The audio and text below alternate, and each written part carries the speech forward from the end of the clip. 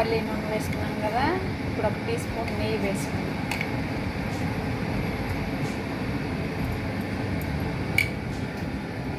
కాగినాక ఆవాలు,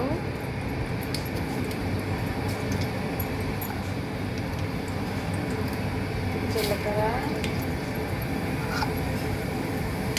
మినపప్పు, మిరియాలు,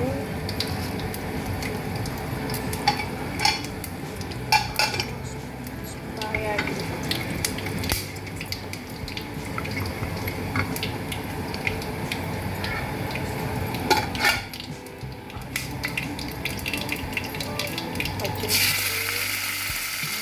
పచ్చిమిర్చి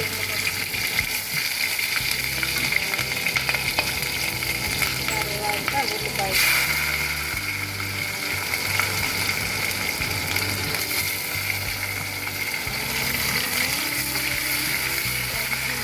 ఉల్లిపాయలు వేసుకున్నాము. పచ్చిమిర్చి, ఎండుమిర్చి, ఉల్లిపాయలు వేసుకున్నాము. ఇప్పుడు కరివేపాకు, ఇప్పుడు వచ్చి గార్లిక్ దంచుకున్నది,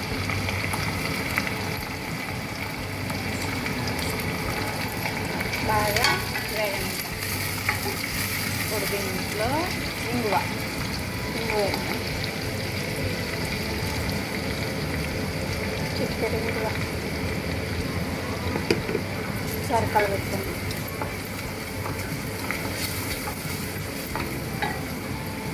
ఉల్లిపాయలు వేగనిచ్చి టమోటాలు వేద్దాం. ఇప్పుడు టమోటాలు, కొంచెం క్యారెట్ ముక్కలు కొన్ని వేసుకొని వేసుకున్నాం. ఇప్పుడు దీంట్లో మనం దీనికి తగినంత రాళ్ళ ఉప్పు వేసుకున్నాం. టమోటాలు బాగా వేడిపోతాయి. ఉప్పు వేసి సరికలు కడదాం.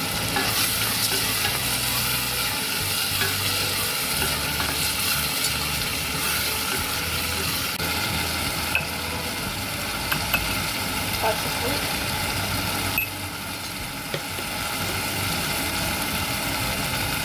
కారం కొంచెం,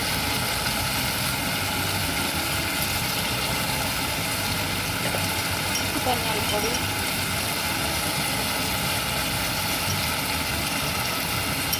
వేసుకున్నాం. ఒకసారి కలుపుకున్నాం.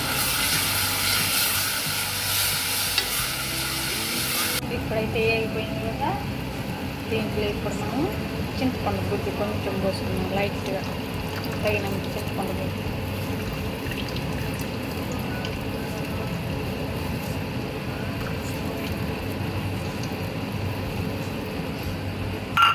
పోసుకొని ఒకసారి కలుపుకున్నాం.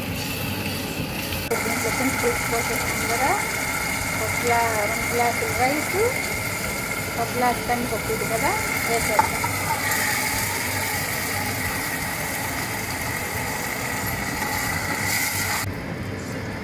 సాంబార్ అన్నానికి తగిన నీళ్ళు పోసుకొని మూత పెట్టేయడం.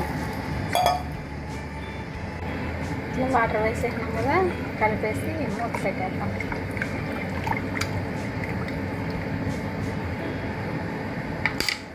ఇప్పుడు మూత పెట్టుకున్నాం కదా, ఒక 2 విజిల్స్ వచ్చినాక ఆపేద్దాం. ఇప్పుడు మనం సాంబార్ అన్నం రెడీ చేసినాం కదా, దీన్ని ఓపెన్ చేద్దాం. రెడీ అయిపోయింది సాంబార్ అన్నం. దీనిపైన కొత్తిమీర వేసుకొని కలుపుకొని పెట్టుకోవడం. చెప్తాం. సూపర్గా రెడీ అయింది సాంబార్ అన్నం. ఎక్సలెంట్గా ఉంది, సూపర్గా ఉంది, సింపుల్గా అయిపోయింది కదా.